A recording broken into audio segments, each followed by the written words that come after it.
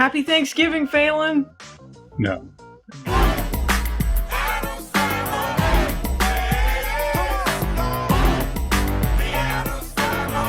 Happy Thanksgiving, Phelan! No. Half an hour of this. This is the perfect Thanksgiving movie, isn't it?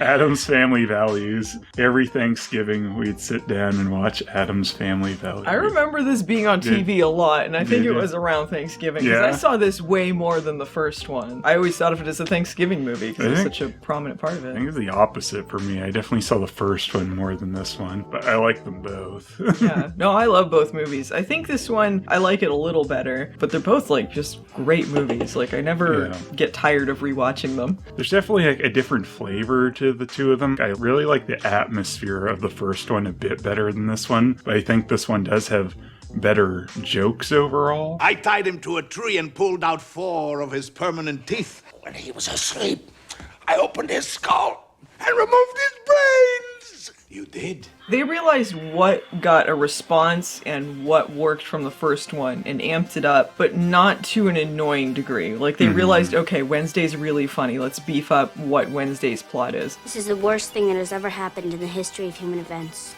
Uncle Fester is getting married. Fester had a lot of really funny lines. They kind of repeat a little bit in that he's being manipulated, but they changed it enough it didn't feel like they were just doing the same movie twice. They realized Pugsley worked best as a butt monkey, so that's kind of what he's relegated to in this one. When you have a new baby, one of the other children has to die. Which one? Well, they only need one boy. Eat us 'cause we're good and dead. Everything that they amped up felt like it was beefed up just enough, and I think in this one they had the far superior villain. Welcome to my home. You want to talk to these people? Go away! That is not my brother. Oh no, a loan shark and a lawyer. Those are pretty much the best villains ever.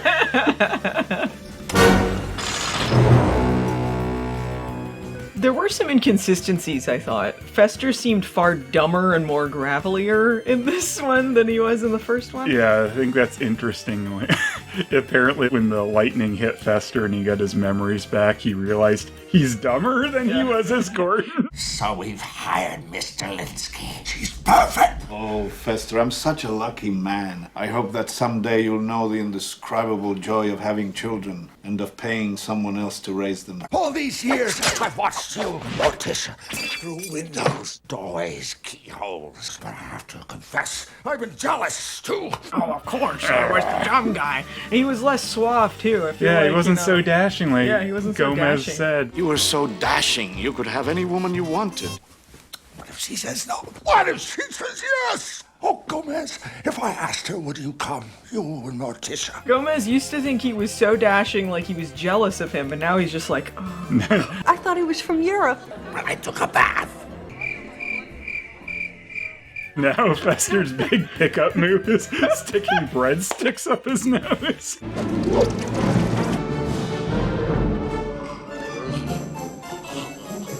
They're doing the most romantic, over-the-top tango you've ever seen. And then he's just, hey, check it out. So damn good. I might still be imposter, I don't care. Can you imagine, though, if they'd ended the first one with he's an imposter, and so it was just like Gordon Fester through this? Like, it would feel kind of awkward. That'd be weird for sure. And you don't want weird in the Addams family. Yeah, they're not weirdos. This movie, I think, did a good job of portraying the creepy family as the good guys, and the more seemingly normal people are actually the psychos in this. Mm-hmm. In both plot lines, they got the dual plot lines with the camp and with Debbie, and in both cases, pretty crazy evil people, I would say. Mm-hmm. I do think it is kind of interesting, though. A lot of what's driving the plot is very similar to the first movie. Someone wants access to the Addams family fortune through Fester. Yeah, you can definitely see the cogs in the writers' minds going, what can we do that's like the first one? But it's one of those cases where it doesn't feel so cookie cutter that you feel like you're watching the same movie again. It's just different some similar enough. plot elements. And even though, like, Fester's a big part of it, again, they do kind of have the whole camp plot, so there's enough going on that's not just the Fester show again. Yeah, he's being manipulated, but it doesn't feel like he is one of the driving forces. He's just a piece that's being moved around by the other Right. players. Yeah, and the turmoil within Fester was a big part of the first movie and him changing his allegiance. Where in this one, he's just kind of an idiot going along with the ride. He does change allegiances, but He does, just 'cause he's horny. Yeah, Debbie forces Fester to never see the Addams family again, or he won't get sex, and he's just gonna go along with that, I guess, forever. Yeah. Really not that loyal, that Fester.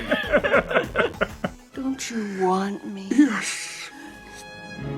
Might we see my brother? No, he doesn't want to see you, any of you. It's a shame, that this one didn't do as well in the box office, but I don't know if there would have been time to make another one with how sick Raul Julia was anyway. No. They would have had to gone in production when Street Fighter did or something, and he would have had to have done that instead. But it's a shame we never got one where Gomez was kind of part of the main plot. He's a bit more of the main plot in the first one, but in this one, He's sidelined a little bit in this one. I would have liked to have seen one of these where Raul Julia's character was kind of the front and center of the plot. Yeah, I mean, he did get a lot more in the first one because Fester's his brother. Oh, definitely. So they got, that part of the plot. I did think he amped up his performance in this one in a really great way because he was so over the top, but he was so sincere about his feelings in this movie. Mm-hmm. So whenever he was screaming about how his brother is in this mansion with this hot wife having sex all the time and they have a Buick, you felt like this really was tearing him apart inside. Has the planet gone mad? I've tried to be someone I'm not, but you belong to Debbie. You're Debbie's love toy. You are Mr. Debbie! Oh man, it's these two movies that make you really miss Raul Julia because it was just a masterful performance. It was. And the timing was so good too. They have the scene where they're having the bachelor party for Fester. And he's surprising him. This one ups the Addams family killing too. Yeah, the compared body to the count first really one. goes up. But unless you want to count all those carolers, maybe they all died from their burns. Maybe there was a higher body count. Yeah, well, how many people died in the play at the end of this? It might have been more. Yeah, very possible. Unknown body count. But they have the scene where there's the bachelor party, and Gomez is surprising Fester with a lady in the cake, but the lady doesn't come out of the cake, and you have that slow realization. Ta-da!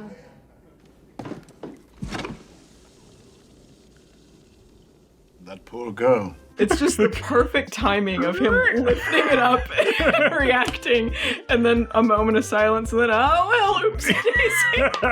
C'est la vie! There's just one casual murder, too, when they have, all the cans attached to Fester and Debbie's car, and then there's a dead body as well. And they're still not the villains. No. That guy probably deserved it. Yeah, he was one of their mailmen. He was stuck in there. He wasn't Another doing a good bad job. lawyer. Another bad lawyer. It was the same lawyer. He came out of his grave and The lawyer's ex-wife is still with Cousin It in this one. Who she calls her husband Cousin It because they're married at yeah, this that's point. weird. Have you seen my husband, Cousin It? Have you met my husband, Cousin It? They had a new baby, like a little Cousin It thing. With the pacifier. Yeah. She had a son with the lawyer in the first one, and we were kind of theorizing what happened to the boy she had with the lawyer. She killed him. Yeah. He wasn't up for joining the Addams family clan, so he had to go. Not adapting. Washed his face again, but this time with acid. That happened again in this movie, too. Selma, please leave him alone. He's got a smooch right there. Oh, stop it. I enjoyed that. Oh, Fraser's agent? Was that the one? No, she was the parent one. for Mercedes McNabb, Yeah, right? Okay, that wasn't, it was a different one. Her and Sam McMurray, I think. Who was Sam McMurray? Someone who's in a bunch of things. Oh, okay. You see him around a lot. They had a ton of recognizable actors in this, and they had a ton of them that were just cameo appearances, like blink and you miss it. David Hyde Pierce was in this as one of the doctors. They had Tony Shalhoub. Nathan Lane was in there. Nathan Lane, which was funny because he played Gomez in the play version Broadway of version. it. Yeah. Ian Abercrombie shows up for 2 seconds as the driver for Fester and Debbie. The man, the myth, the legend from Garfield, The Tale of Two Kitties. The man, the myth, the legend. Stinkfist, Spain. Hey, you were expecting maybe the Addams Family? What? He did the Carlisle shuffle. You do the Carlisle jig? It goes like this. That kind of like, leads into the next one with the Carlisle shuffle Tim Curry. Oh, shit. They were just making their way through all of the Tale of Two Kitties cast. Ian Abercrombie, strange character, seems to be on the take from Debbie. You're hurt, Mum. Where's the body? He's right there. But he's alive. Tell me about it. He's being paid off because he seems to know about her plan because she's surprised a Black Fester's Widow. still alive. Yeah, she murders all of her husbands, and I guess he is always driving her around. He's like, oh, okay. Yeah, they're This one's still alive? And he never gets caught, I guess. No. He makes it. Debbie's really bad at this, though. Like, she's getting away with this somehow. Yeah, so she comes as a babysitter for the new baby Pubert. Pubert. And, which was one of the beta names for Pugsley, but they did not accept it for the original sitcom series. No, they were waiting for the baby in this one. And they have this great scene where she's watching America's ugliest or most disgusting... Yeah, most disgusting unsolved crimes. We investigate the case of Ursula, Carmen, and Nadine. I love the vitriol. He goes, it's all the same woman. The same woman. Three very different women with one thing in common. Murder! And they're all the same woman. He was with Robert Stack in Airplane, so they... Right.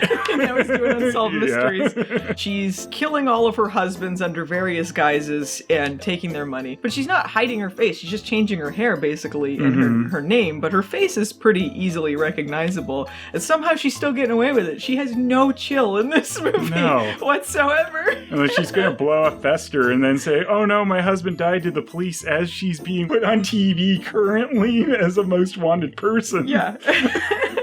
I tried to make it look like an accident. What do you say? I'm saying I want you dead and I want your money. Joan Cusack puts in a spectacular performance. She's an amazing villain. It's so good. When she has her speech at the end about all of her motivations, why she deserves to kill her husbands and have the money, and she has a slideshow at the ready of all of her various crimes, and it all started because she got the wrong Barbie for her birthday. All I ever wanted was a ballerina Barbie. And do you know what they got me? Malibu Barbie. The nightmare. The nerve. That's not what I wanted. They had to go. They had to go! And she's been documenting this whole thing. Yeah. She took a picture of burning her parents. She takes a picture of her doctor husband and she's like ready to like kill him. And then one is she's driving him over in the driveway. I didn't know Mercedes this year. No, Mercedes McNabb. No! She gives this impassioned speech about how she deserves all of this, and the Addams family genuinely seems to understand her plight. They're in tears over this. I love at one point when she brings up Fester next on the slideshow, and Fester's, oh, he's the worst. My latest husband. My late husband, Fester. The fool. She already knows electricity powers him up. She tried to kill him by electrocuting him, and she's like, an electric chair. Surely that'll be the thing to do it. I don't know why he's scared of her gun. She blows him up and he's fine. So it's like, well, how is that worse than a bomb? I do love, though, when they finally kill her off, she gets electrocuted. To dust. She turns to dust and a pile of dust, stilettos, and credit cards. Fatality. Somehow she reforms at the end to do the jump scare. Poor Debbie. Maybe the Addams family grave sort of reforms people, because it seems like dead people come back sometimes in Addams family lore. She's like Saddam Hussein in Hot Shots Part 2, where he like reforms like a Terminator. I love this whole her trying to murder Fester through the whole thing, and he somehow keeps surviving because he's immortal, basically, and just like guessing that it's the bomb. Like she's just like not even hiding anymore that she's trying to kill him, and he's just like, I'll be waiting for you, sweetie. Will you miss me? But you'll be right back, won't you? Of course. I like when Fester and her get in their new house. It's all not Addams family looking. It's very white and pastels and stuff. The gates of hell. Gomez, where are we? looks familiar. Of course, the gates of hell. And Fester's got his big white suit, like he's ready to sing as the days go by. As the days go by, once in a lifetime. Look at my wife, and I think, how did I get here? This isn't my beautiful wife. She won't let me see my family. And you may tell yourself, this is not my beautiful house. And you may tell yourself, this is not my beautiful wife. But she's giving me sex, so I don't care. I do feel like they got the proportions a little better with the big body, tiny head. I feel like they formed more of a hunch for him that made it seem a little more believable Still without pretty prosthetics. Much. Little guy in a fat coat. Little guy in a fat coat. I don't know why she bothers with all that if she's still planning to kill him. Yeah. Like, she's trying to change him, and it's like, maybe she's like, this is the only way I can have sex with him with minor improvements. Yeah. Do you think these clothes are really me? Of course not. That's the point. You need to tolerate him up until the point I kill him. Fester loses his virginity to her. This is a really traumatic thing for him. Like, this is the love of his life. And I don't know. He probably loved that. It was a psycho. That's true. And to think I might have missed all this. What was I thinking of? Physical pleasure.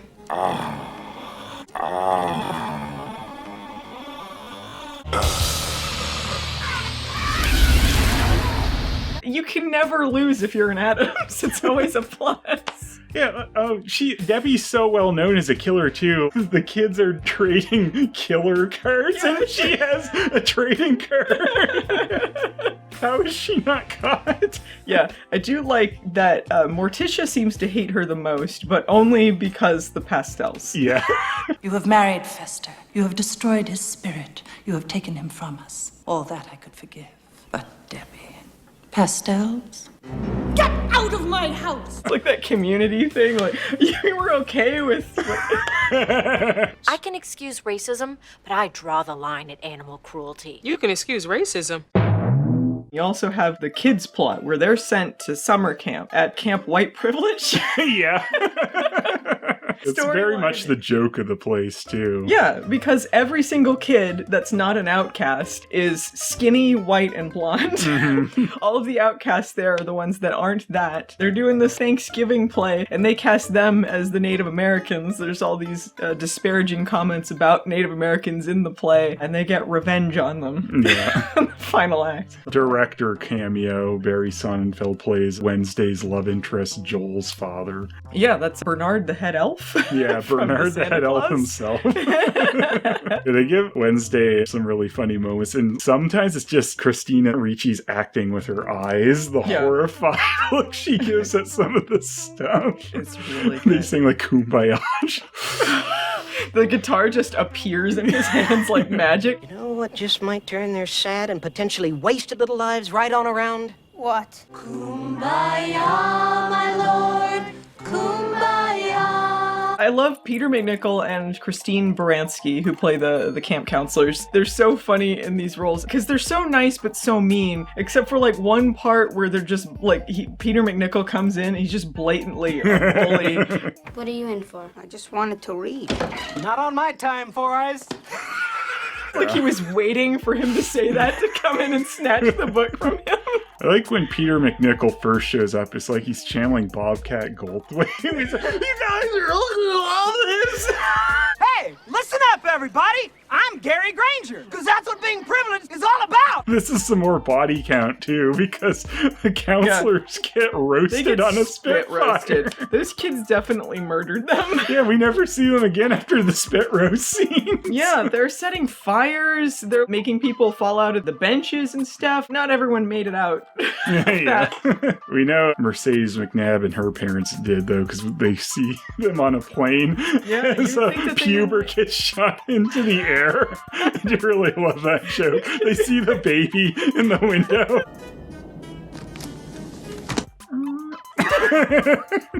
We're not gonna ask anything else. Just get the hell home. So Wednesday has the big speech. My people will have pain and degradation. Your people will have stick shifts. Is this problematic coming from a white actress Yeah, I don't know. who is playing someone who's biracial, right? Like her and Pugsley would be I guess biracial, so. but I don't know. I don't know. Does this mean anything to anyone? It's nothing. I don't know. It's just an excuse for them to start killing everyone. They're pro-Native American, let's put this. Yeah. They are basically saying this is shitty and racist. Yeah, they're shitting on the pilgrims, which is the point, Yeah. I guess. Wednesday, she would have taken down Debbie if she had been there. That's why she had to get rid of her. There's one scene where Wednesday camouflages herself as the wall to spy on Debbie, and Carol Kane must have been having When a Stranger Calls Back flashbacks about that. Why did the kid turn good? It was because Fester was being an idiot? Yeah, so Pubert, their new baby, turns normal because of some sort of kid possession that results from troubled family lives. Because These terrifying changes are most often the result of a troubled family life. Because Fester left, the kid was distraught, so the kid becomes kind of normal, and Morticia has to read The Cat in the Hat. Oh no. He lives. Oh no, he lives. I love too at the beginning when Morticia's still supposed to be pregnant with Pubert. They do so many camera angles and stuff to not bother putting a fat suit on her. I think she just didn't have one. I think maybe it was just like they didn't want to bother, Morticia clearly. just didn't have a pregnancy bump, I guess. Yeah, they didn't want to bother with this. It's just like they shot around it as much as they could. Every angle does not show her belly. They take great care to make her look fabulous in this movie. They amped the highlight up. Yeah, they definitely did. It's way more prominent in this one. Yeah, this was down to like when they filmed the labor scene, they filmed it against a wall so that her hair and her makeup and her face would all be perfect and not like flattened. So she would look perfect as she's giving birth. Yeah, I guess Morticia would probably enjoy the pain associated with it, so she'd still look good. Gomez is a good dad. He's just so proud of his kids all the time. And he just wants them to all get along. The other two are jealous of the baby. I don't know why them trying to kill the baby is worse than Christina Ricci trying to kill Pugsley. The actress Christina Ricci trying to kill Pugsley. Wednesday killing Pugsley, and it's not a big deal, but Pubert, we like him a bit more than Pugsley. Pubert's a little young to get, he needs to work his way up, you see. And then he can launch himself into space. Into airspace, and then he's fine. I also liked Carol Kane as Grandma Frump. I got the name wrong in the first video. I think she gets a bit more to do, the character in this one. Yeah, she had a lot of funny lines. Luxor, gush and burn. What is she doing? Just a curse. Have a nice day. I think Carol Kane had some great delivery. She's a great creepy actress. So even though she was younger... Yeah, she's younger than Angelica Houston. Yeah, they put her in the prosthetic. She played the part really well. It's not like some things where they just cast a younger actor to be someone's parent and they don't do anything. Like, at least she was made up to look like she's older. Clearly she was supposed to be some sort of decrepit witch, you know? Do you think that when a new baby arrives, one of the other children has to die? Yes. Well, that's just not true. Not anymore. This didn't have the mamushka in it, though. It should have gone so long that it went into this movie. Yeah. Like, oh, I see why they cut that down. Just kept going and going. We never brought this character up in the first review. There's that weirdo with the big hair that Wednesday's dancing with during the mamushka, and like, they made sure to get him back for this one. He was at the bachelor party with the ill-fated stripper. Yeah, they brought back quite a few members of the family, and I guess a family member to be added, Dementia. Her and Fester get together because they're both bald, I guess. Yeah. It's a perfect match. I don't care. Just get them together. I don't give a shit. And the movie. He could bury the pile of dust for all I care. Have him stick his dick in the dust. I want to change studios again. Can't believe he was such a production. You always seem like such a chill guy. I just never really know someone, you know? Just wanted these movies done. Never meet your heroes. Oh no, Pubert, it's about your parents. Thing didn't get a love interest or anything. No. Thing got to run Only over in the Debbie, series though. did he get a love interest. Yeah.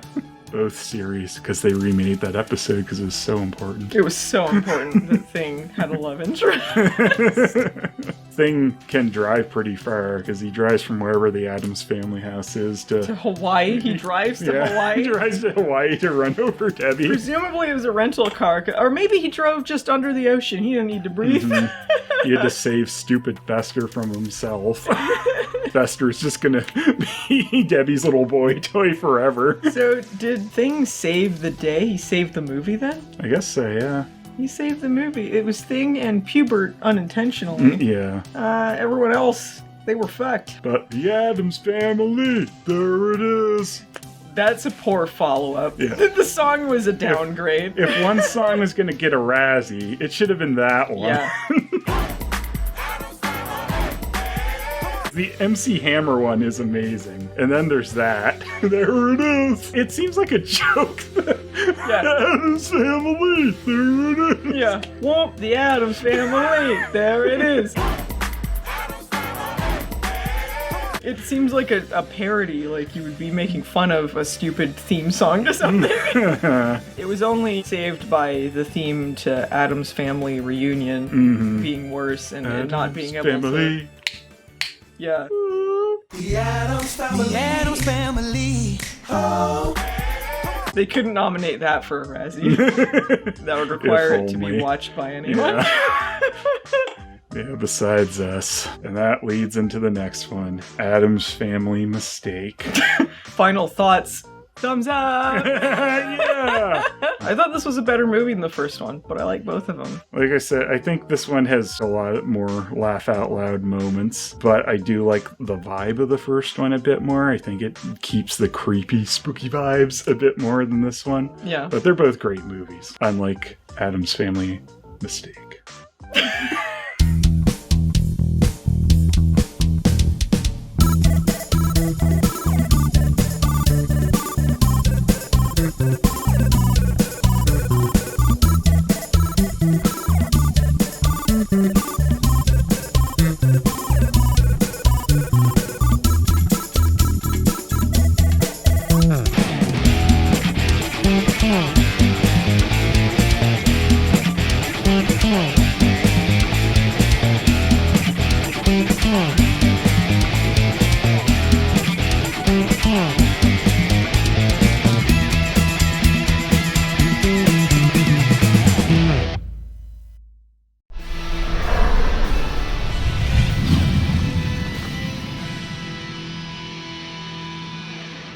That would require it to be watched by anyone.